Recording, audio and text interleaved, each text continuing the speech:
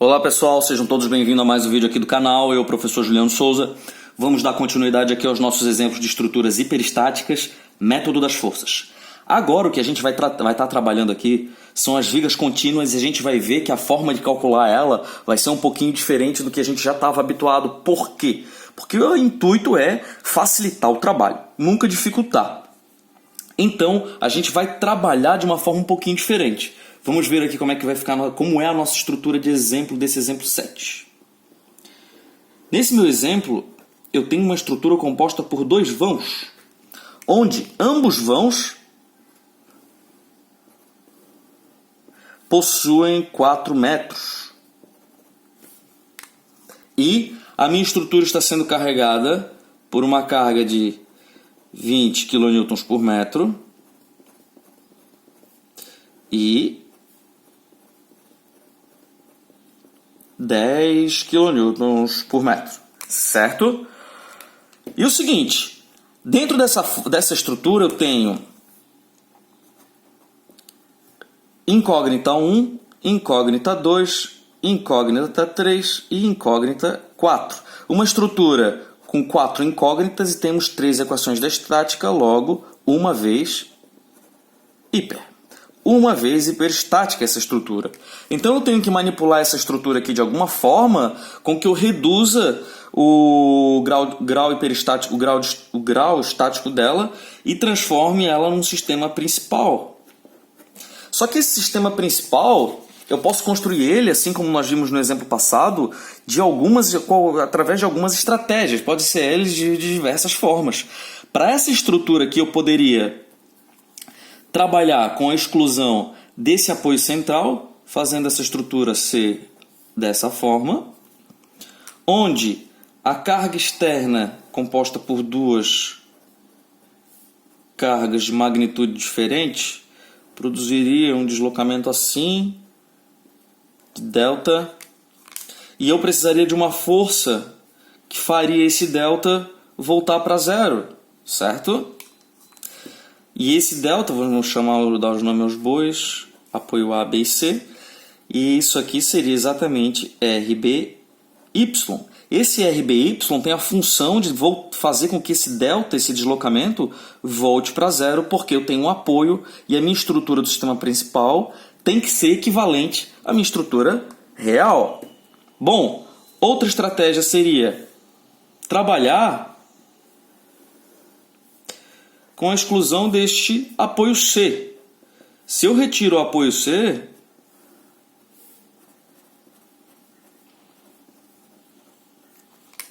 a minha estrutura começa a deformar assim, e aqui vai existir um delta, e eu vou precisar de um x1, que vai fazer, nesse caso RCY, que vai fazer com que esse deslocamento aqui volte para zero, porque o meu deslocamento aqui tem que ser zero por causa do apoio, tá certo? Bom, agora o que a gente vai fazer é trabalhar de uma forma um pouquinho diferente. Nós temos que o grau de estaticidade ele é medido pelo número de incógnitas menos número de equações da estática menos, aqui é um passinho adicional, número de equações provenientes de rótula. Para quem já teve viga Gerber, para quem já sabe calcular a viga Gerber, nós podemos trabalhar com estruturas que possuem mais incógnitas do que equações, porém trabalhando com rótulos. Isso nos dá que, aplicando uma rótula na estrutura, eu consigo diminuir o grau de estaticidade dela, produzindo o sistema principal, a fim de fazer essa estrutura solucionável pelas 3 equações da estática.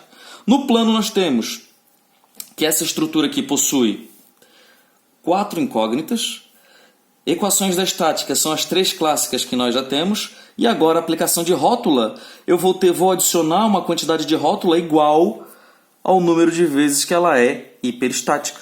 Então eu vou produzir uma rótula nessa minha estrutura, para fazer um sistema principal com grau de estaticidade igual a zero. Tá certo? Onde que eu vou adicionar essa rótula? Essa rótula eu vou adicionar exatamente aqui sobre o meu apoio B. Lembra da aula passada que nós vimos um tipo de estrutura onde a forma como se soluciona ela de um jeito mais fácil é produzindo vigas biapoiadas? Agora aqui o que eu vou ter é a aplicação de uma rótula nesse apoio B, fazendo com que eu trabalhe com duas viguinhas biapoiadas. E quando eu for aplicar o princípio dos trabalhos virtuais, eu tenho o diagrama formado por duas parábolas de segundo grau, que é um processo muito fácil, muito simples de se calcular. Tá certo? Bom, então já sei qual vai ser a minha estratégia, vou mudar um pouco aqui. E qual vai ser a compatibilidade dos meus deslocamentos? Aqui eu tinha uma força que faria isso aqui voltar para zero, aqui uma força que faria isso aqui voltar para zero. Agora, com a aplicação da minha rótula aqui, eu tenho que levar uma seguinte consideração. Olha só. Minha estrutura agora, se uma rótula aqui no meio, tá certo? Onde o carregamento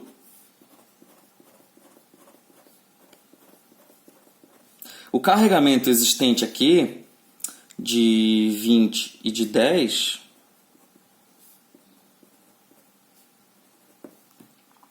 farão com que o deslocamento dessa minha estrutura, nesse caso aqui, seja diferente desse lado e desse lado.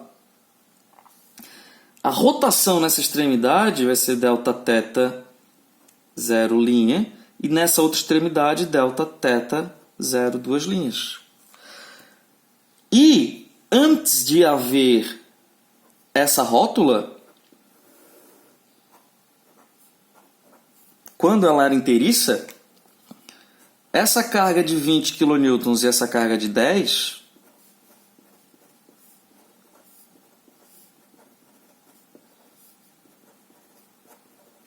produziam um deslocamento na minha estrutura tal que, vamos ver aqui, isso aqui vai ser um pouquinho maior, sei lá, inclinadinho assim, faria com que aqui houvesse um deslocamento que, ao eu somar esse deslocamento com esse deslocamento aqui, esse deslocamento para esse sentido, essa rotação negativa com essa rotação positiva, quando eu somar delta θ linha com delta θ duas linhas, isso aqui necessariamente tem que ser igual a zero. Ou seja, se não existe rótula aqui, antes de formular o sistema principal, se não existir a rótula ainda, o deslocamento à esquerda dessa rótula e o deslocamento à direita dela, quando eu somar, tem que ser igual a zero. E quando eu libero aqui, ambos lados produzem uma rotação diferente de zero. Logo, eu preciso de uma força hiperestática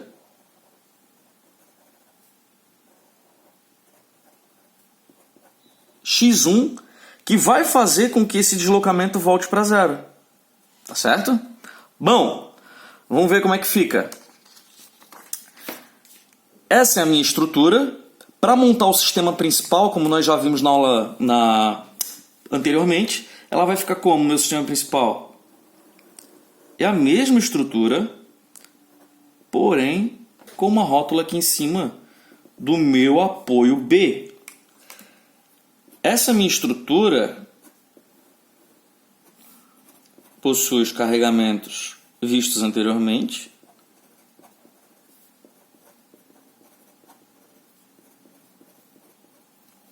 E vai precisar, para que ela seja compatível com essa, como a rotação desse lado e desse lado tem que serem iguais, e a rotação desse lado e desse lado com esse tipo de estrutura não estão sendo iguais, eu preciso que esse lado tenha um momento de compatibilidade chamado de x1.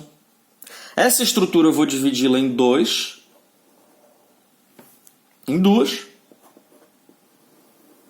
onde primeiro vai existir a carga de 20 e a carga de 10,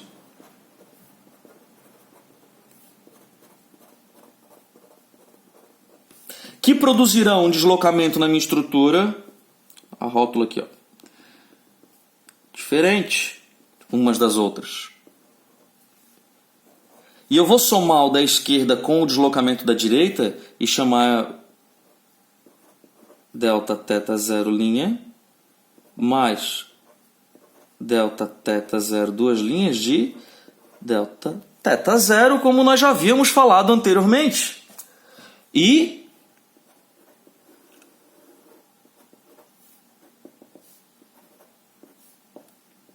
agora só para minha carga proveniente do grau hiperestático, que eu vou colocar em evidência, isso aqui vai ficar igual a 1, tem que produzir um deslocamento nessa minha estrutura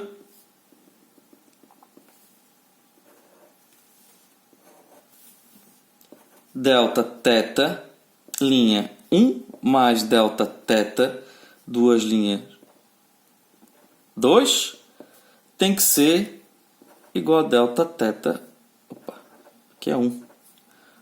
1, tá certo? E para isso eu vou usar o princípio dos trabalhos virtuais.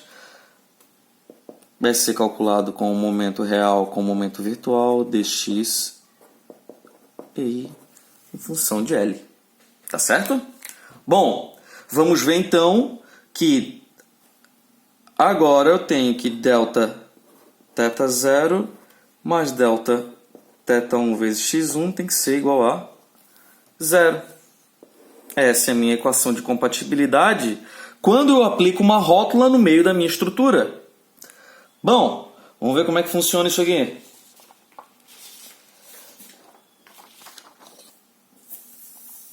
Para calcular agora, para aplicar o princípio dos trabalhos virtuais, essas estruturas são reais, eu vou precisar montar uma estrutura virtual para calcular esses deslocamentos. Vou começar pelo meu delta θ 0, onde essa é a minha estrutura, esses são meus carregamentos, 20 kN por metro, 10 kN por metro. Não esqueçamos nunca as unidades. E princípio dos trabalhos virtuais, diagramas de momentos fletores. Diagrama de momento fletor desse queridão aqui vai ser como?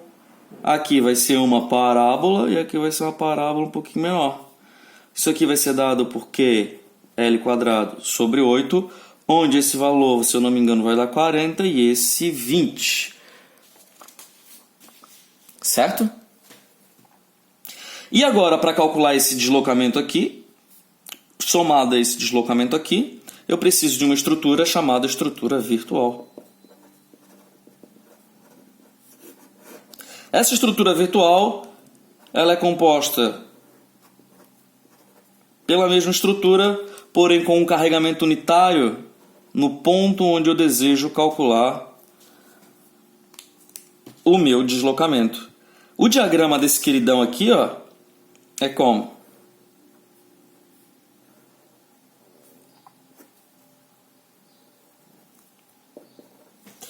Triângulozinho, menos 1, fechou? Basta integrar agora esses dois, o que nós vamos ter aqui? Delta θ 0, m barra, dx e i. Tenho duas estruturas, duas barras, essa barra que eu vou chamar de vão 1 e essa barra do vão 2. Então eu vou integrar esse meu primeiro diagrama, que é uma parábola, com essa barra também, um triângulo, menos 1, 40. Mais a minha segunda barra, integral, parábola com 20, com parábola menos 1. Se vocês olharem lá na tabela, onde é que está a minha tabela? Tabela. Achei. Isso aqui, parábola com triângulo 1/3 de LMM, 1/3 L, 4, momento 40, momento menos 1, sobre EI, mais momento, 1/3 de L, momento, vezes menos 1. Tá aqui. Certo? Foi economizado a cagança aqui. Então, delta θ 0 vai ser exatamente igual a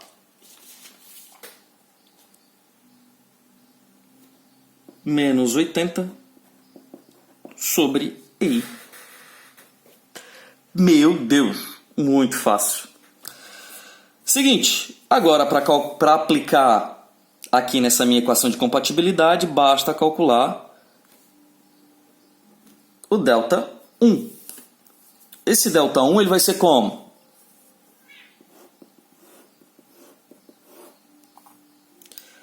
Δθ1, essa é a minha estrutura, vezes x1. Percebam que ela é igual, eu estou utilizando ela sempre igual à minha estrutura virtual. E calcular esse deslocamento é integrar esse meu diagrama de momentos fletores com esse diagrama virtual. Isso vai me dar que Δθ1 é a integral da primeira barra real com a virtual mais a integral da segunda barra real com a virtual.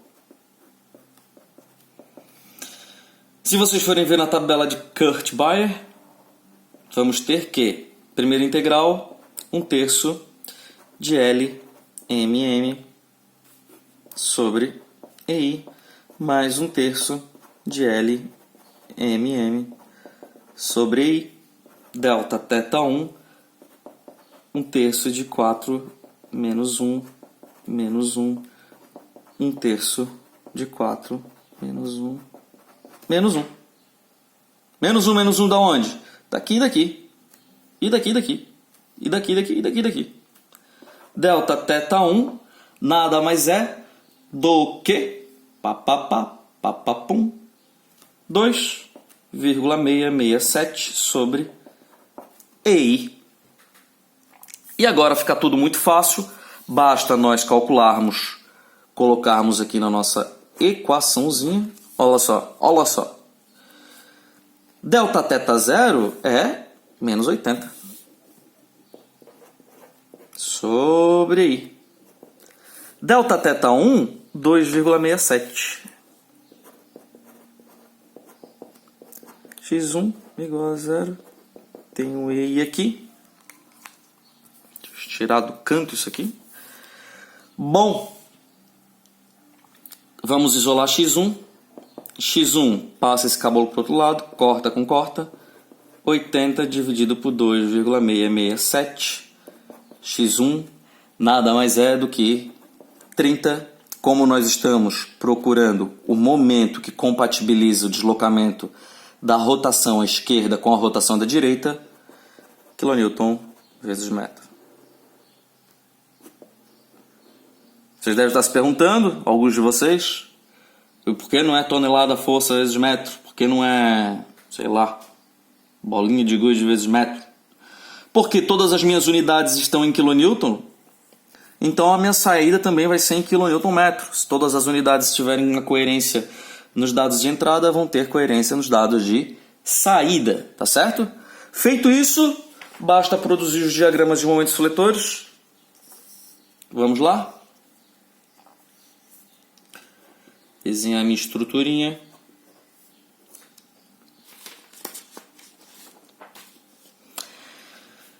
Aqui eu possuo uma rótula, né? Ficou uma bosta esse meu desenho.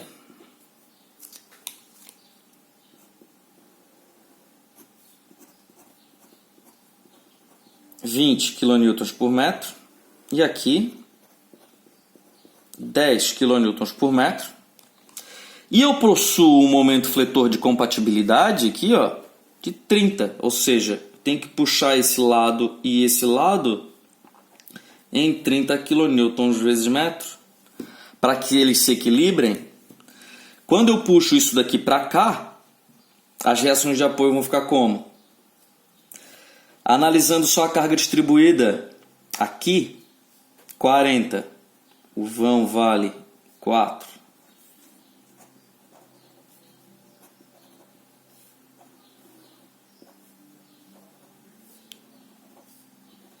metros. 20 vezes 4 dividido por 2, 40 com 40. Certo? E essa carga de 30 kN produz um momento aqui uma força para baixo e aqui uma força para cima. 30 dividido por 4 vai dar 7,5, 7,5. Aqui nesse lado eu vou ter 32,5 e por enquanto aqui eu vou ter desse lado esquerdo 47,5, tudo em kilonewtons. Agora, essa minha carga do meu vão à direita, da minha barra 2, 10 vezes 4 dividido por 2, vai me dar 20 para cá, mais 20 para cá. Essa carga de 30 dividido por 4 vai me dar uma força aqui para baixo e uma força aqui para cima, 7,5, 7,5. Isso aqui vai me dar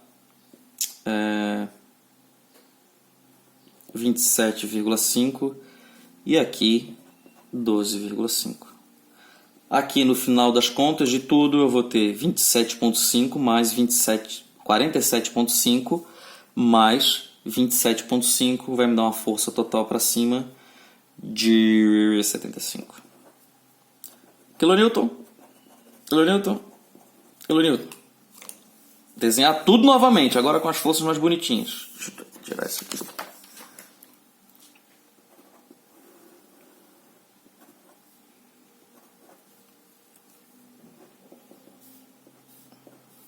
Aqui uma força de 32,5, 75, 12,5. As cargas aplicadas são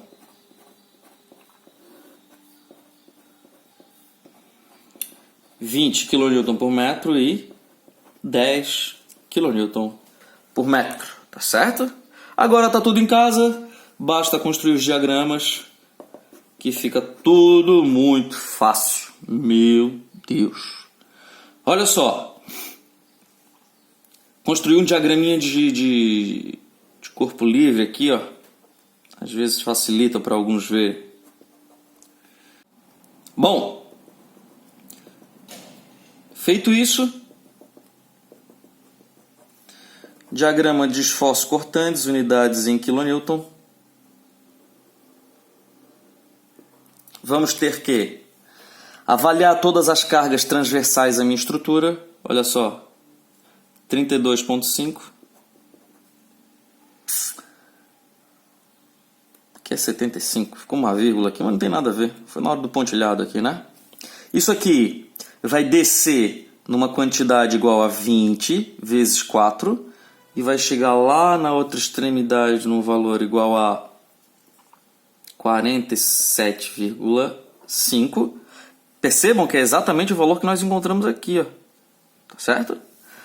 Depois ele tem que subir num valor de 75 e vai chegar lá em cima no valor exatamente o que nós encontramos aqui, ó. 27,5. Agora eu tenho que descer linearmente numa quantidade de 10 vezes 4, que vai chegar lá no outro lado igual a 12,5. Olha que bonito. Positivo, negativo, positivo e negativo.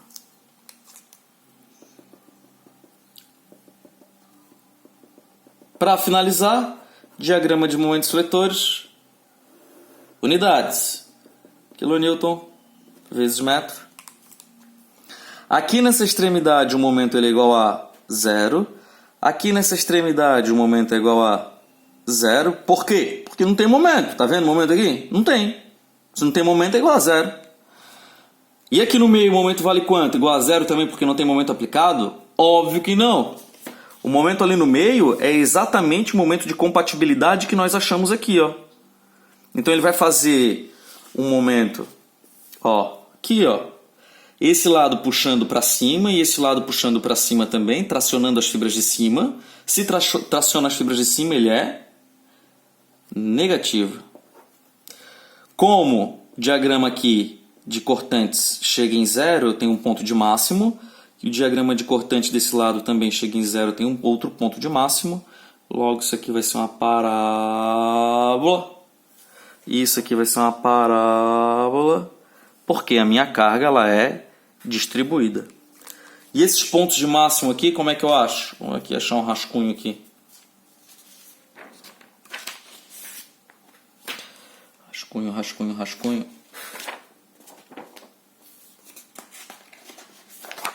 Temos rascunho, vai de folha nova mesmo. Bom, como que nós procuramos esse valor? Nós sabemos que a variação de momentos fletores é igual à área dos cortantes, certo? Então basta eu calcular o comprimento disso aqui que se chama A e o comprimento disso aqui que se chama B. Se eu souber A, eu sei o valor dessa área aqui. Se eu sei essa área, eu sei o quanto variou de momento fletor desse ponto até esse. Eu sei quanto variou do momento fletor de 0 até o meu ponto de máximo. Tá certo? Então, A mais B tem que ser igual a 4 metros. E, por semelhança de triângulo, A está para 32,5, assim como B está para 47,5. Como o meu objetivo é achar A, vou utilizar essa equação e deixar tudo em função de A. Logo, A vai ser igual a... deixar tudo em função de A. Então, B vai ser igual a 47,5 vezes A dividido por 32,5. Isso aqui vai ser necessariamente igual a B. Vai ser igual a 1,46 de A. Pego essa equaçãozinha, jogo ali na outra. Vai me dar aqui A mais 1,46 de A. Tem que ser igual a 4. 2,46 de A igual a 4. A igual a 4 dividido por 2,46, que vai me dar um valor igual a 1,625 metros. Como eu vou calcular agora a área desse Paranauê aqui, que nós vamos ter aqui aquela variação ali de momento fletor, vai ser igual a 1,625 vezes a altura do triângulo, dividido por 2. Logo, a variação de momentos fletores vão ser iguais a 26,4 kN vezes metro. Ou seja, meu momento fletor máximo aqui vale 26,4 unidades. Já está aqui, ó. Tá certo? E para esse outro lado aqui, o que eu faço? Chamar isso aqui de C, isso aqui de A, B, C, D. Certo? Vou calcular a área desse Paranauê aqui, ó. E eu vou saber o quanto varia de momento daqui até o ponto de máximo. Certo? Vamos ver. Sei que C mais D é igual a 4. C, por semelhança de triângulo, é igual a 27,5. Está para. E D está para 12,5. Certo? Como eu quero achar o valor de D, eu vou deixar tudo em função de D. Então, C vai ser igual a 27,5 D dividido por 12,5. C vai ser igual a 2,2 D. Se eu sei que C é igual a 2,2 D, volto ali para a minha equação. Aqui em cima.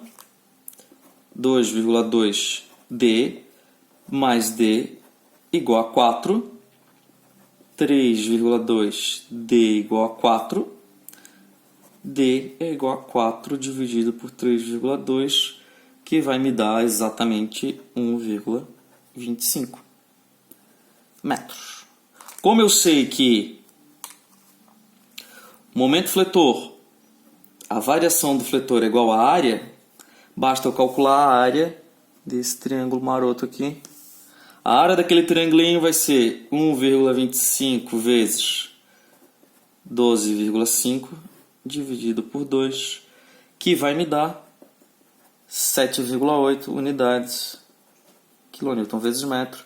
Se eu já sair de zero, eu vou variar 7,8, vou chegar em 7,8. Aqui o meu diagrama de momentos ele é positivo, aqui ele é negativo e aqui ele é positivo. Lembrando que dá para calcular de forma aproximada também pela linha de fechamento, sabendo que essa variação aqui, ó, essa variação aqui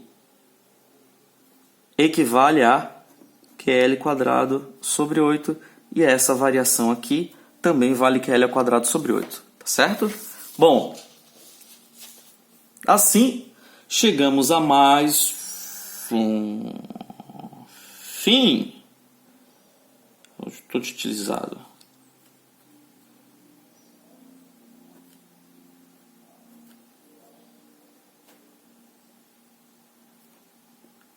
Fim.